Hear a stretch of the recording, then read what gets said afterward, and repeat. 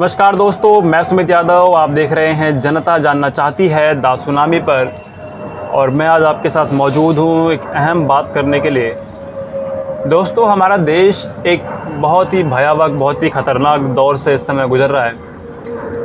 किन किन समस्याओं का सामना कर रहा है, मेरे ख्याल से आप सभी लोग बेहतर जानते हैं कि इस समय देश में किन समस्याओं का सामना सभी लोगों को करना पड़ रहा है।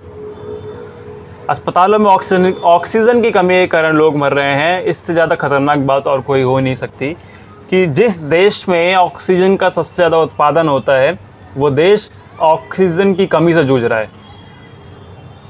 और ऑक्सीजन की कमी किस वजह से है, सवाल फिर उस पर उठते हैं कि जब भारत सबसे ज़्यादा ऑक्सीजन का उत्पादन करता है, तो वो क्या वजह है कि आज ऑक्सीजन की कमी के कारण लोग मर रहे हैं।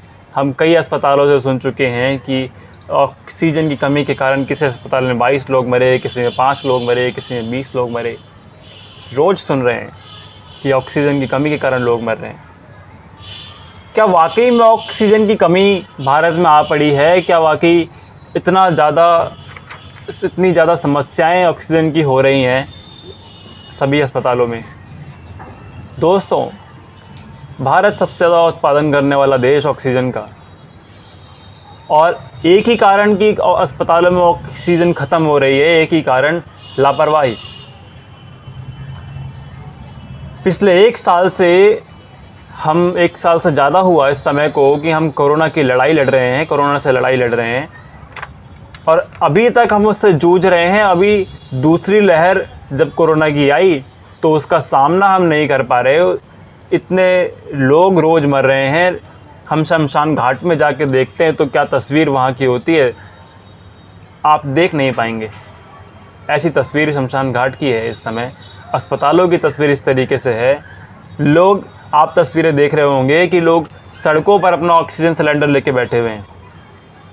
हालात कुछ इस तरीके से हैं कि लोगों को अपने ऑक्सीजन सिलेंडर, अपनी दवाइयाँ का इंतज़ाम खुद करना पड़ रहा है।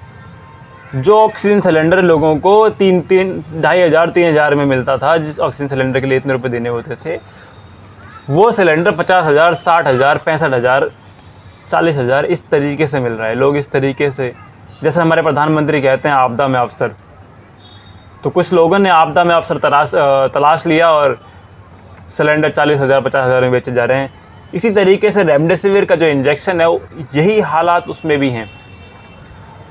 तो फिर सवाल उठना शुरू होते हैं कि क्यों रेमडेसिविर इंजेक्शन डॉक्टर हॉस्पिटल से मेडिकल स्टोर से लाने के लिए लिख देते हैं, क्यों इंजेक्शन अस्पतालों में उपलब्ध नहीं है, क्यों लोगों को रेमडेसिविर के लिए दर दर भटकना पड़ रहा है मेडिकल स्टोर पर जा के, और किसी भी मेडिकल स्टोर पर ये इंजेक्शन उपलब्ध नहीं है।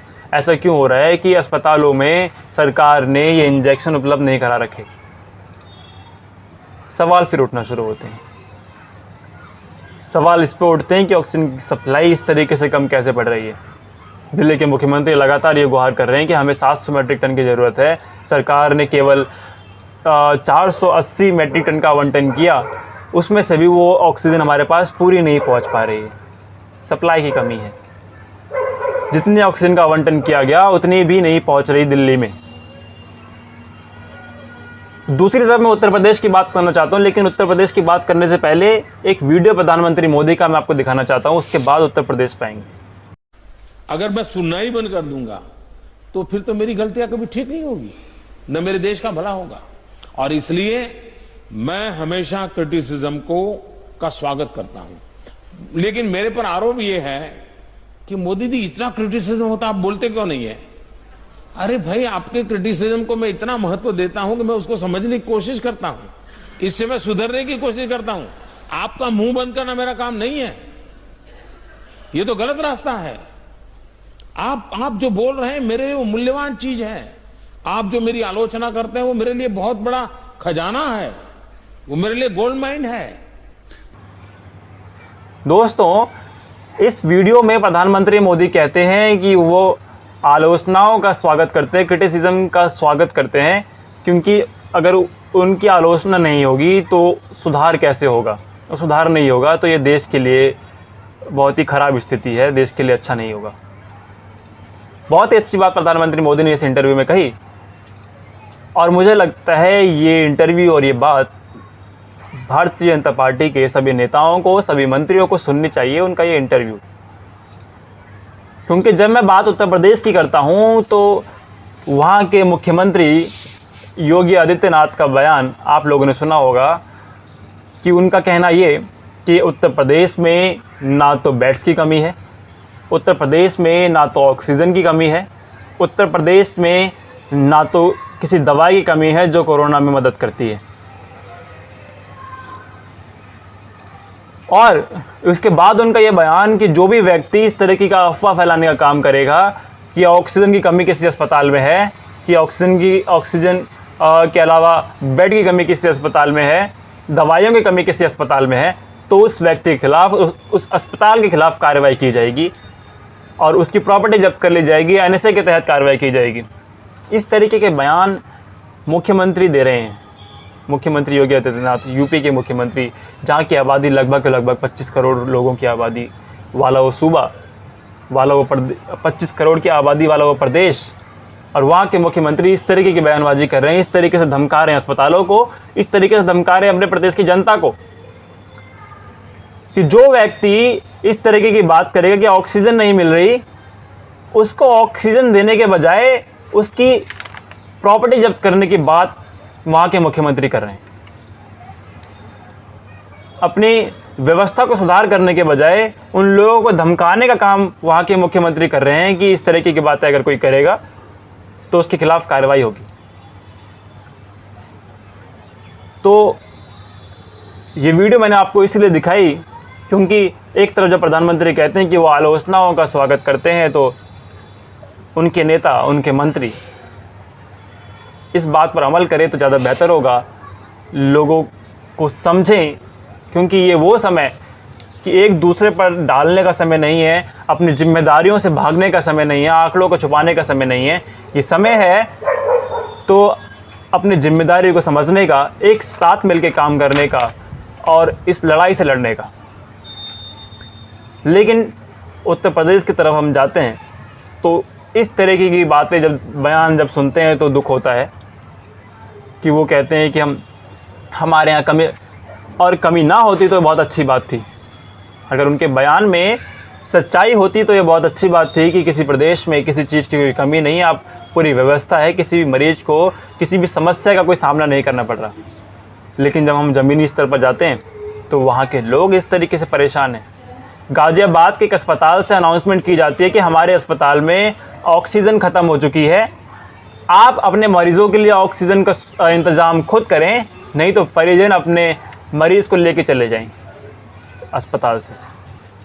इस तरीके की बातें गाज़ियाबाद के अस्पताल में हो रही हैं। दिल्ली से चंद किलोमीटर की दूरी पर, दिल्ली से सटा हुआ गाज़ियाबाद, दिल्ली से 60 किलोमीटर दूर मेरठ, 22 लोग बिना ऑक्सीजन की मर जाते हैं, ऑक्सीजन की कमी से मर जाते हैं 22 लोग। और इस तरीके की खबरों के बाद मुख्यमंत्री ये कहते हैं कि हमारे यहाँ ना ऑक्सीजन की कमी है, ना बेड की कमी है, और ना तो किसी दवाई की कमी है जो कोरोना में सहायता करती है। दुख होता है ये सुन के कि प्रदेश का मुख्यमंत्री, जिसके ऊपर 25 करोड़ लोगों की जिम्मेदारी, लेकिन वो अपनी जिम्मेदारी निभाने के बजाय उससे भागने का काम कर रहा है और अपने प्रदेश की जनता को इस तरीके से धमकाने का काम कर रहा है। दोस्तों, एक टाइमलाइन मैं आपको बताना चाह रहा हूँ इस वीडियो में। दोस्तों, 28 जनवरी को वो समय कि कोरोना के केसेस बहुत कम थे देश में, केवल 10,000 के आसपास केस प्रतिदिन आ रहे थे।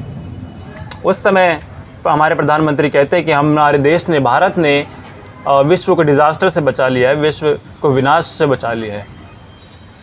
ऐसी बात प्रधानमंत्री कहते हैं। चलो, अच्छी बात है अगर हमारा देश इस काबिल है तो, हमारा देश इस तरीके के काम करता है तो। लेकिन ज़मीनी हकीकत से दूर है ये।